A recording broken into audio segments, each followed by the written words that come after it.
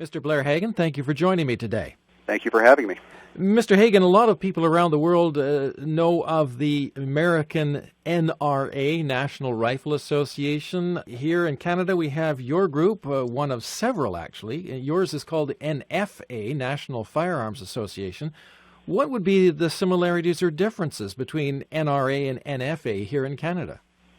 Well, I guess the similarities would be we advocate for Canadian firearms owners, their rights, as NRA does in the United States. The dissimilarities would be we are dealing with an entirely different situation politically and legally in Canada. So I guess generally speaking, we cover the same ground, but of course the reality is a lot different. What about the attitudes towards firearms? There are certain differences in attitude. A lot of people think that Canada is a lot more anti-gun than the United States. It's not necessarily the case. This is a very deeply held part of Canadian cultural identity, but they also have differences as well, and that's reflected in the legal and political situation here. Why is the NFA challenging, then, the Quebec Registry, which they have just passed Law 64, as it's known, the Quebec provincial government wanting to register all firearms in light of the fact that the National Registry was canceled for various reasons? I guess my first question would be, why was the National Registry canceled? Well, I think most people will be familiar with the failure of the Federal Long-Gun Registry. This was attempted to be implemented back in the 1990s by the then Liberal government.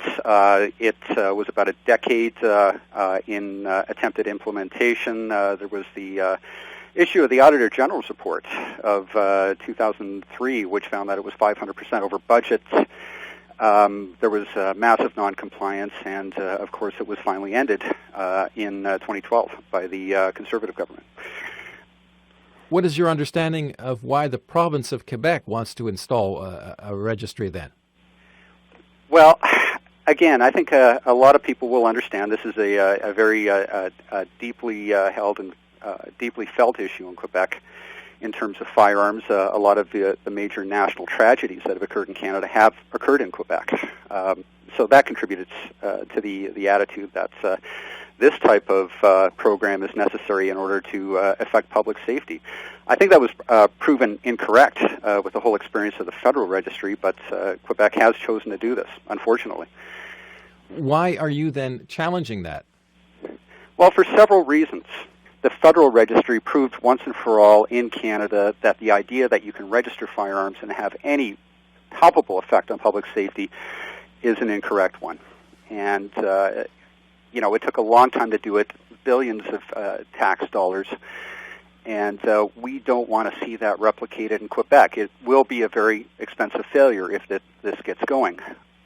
What you're saying is that the registry is perceived as being something that will enhance public safety. But if I understand correctly, you're saying that the National Registry failed because it didn't do that at all. And this one in Quebec will likely be similar in that it'll cost a lot of money and really do nothing for public safety. Is that what you're saying? Absolutely. And I think what's more important on the issue of public safety is in 2000, Supreme Court challenge brought by the Alberta provincial government, which asserted that these type of provincial registries fell under provincial purview of administrative law.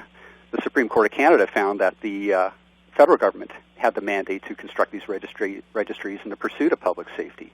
And I think that's what Quebec is running up against here. It is not within the provincial purview to do this.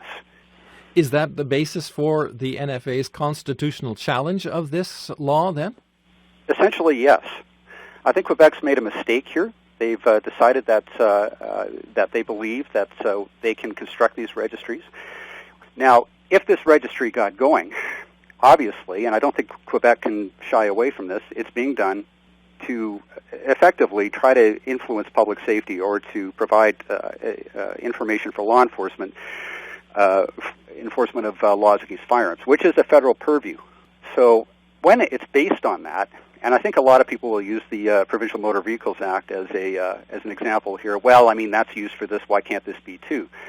Well, Provincial Motor Vehicles Acts were not raised to have any effect on federal criminal law. They were done to tax and regulate motor vehicles.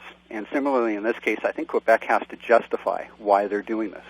Are you also concerned as an organization about privacy rights of individuals who are firearms owners or other aspects of people's lives?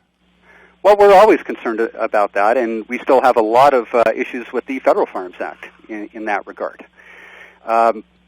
It'll be a similar experience in Quebec if this registry gets going. I mean, we saw all of these issues, all of these controversies with the issue of gun registration through the experience of the Federal Firearms Act.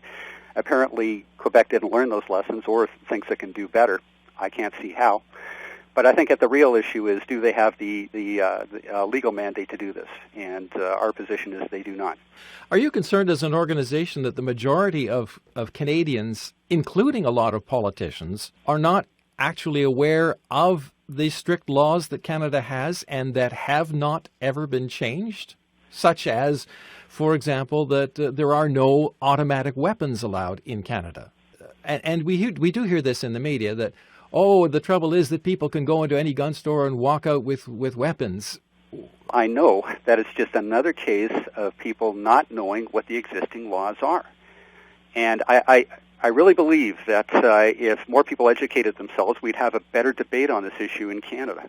But it seems to be that the attitude is, I don't know firearms, I don't know firearms laws, I don't want to, I feel that we need more punitive gun laws, and therefore, I'm going to support that. And that's just not a legitimate reason to base your beliefs on. And I think what they basically did was they based a desire for more laws or more punitive laws based on the experience or issues in other countries, principally the United States.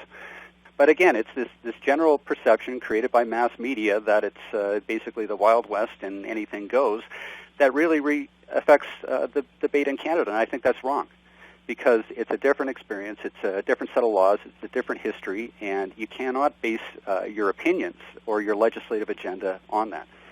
Mr. Hagen, the NFA is launching this constitutional challenge against Quebec's gun registry. What is the process that you're going to be going through here? What steps are you taking now? What is the future likely to be? Well, we've launched this challenge in the Quebec Superior Court. We're waiting to hear back about when it will be heard, and once that happens, we'll have a better idea where this is going.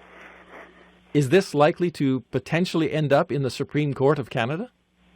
Potentially. Certainly the ending of the Federal Long-Gun Registry did. But I guess the best-case scenario is Quebec realizes the mistake that they're making here and backs off. I think this issue has been decided in Canada. I think the issue has even been decided in Quebec, even though I understand the concept enjoys a lot of support there. But the fact is, we've already been there. We've already done this. We've had an immense debate in Canada for the last 20 years about the issue, and I think it's effectively been answered. And I don't think Quebec needs to prove anything by pursuing this. Mr. Blair Hagen, thank you very much for this. Thank you.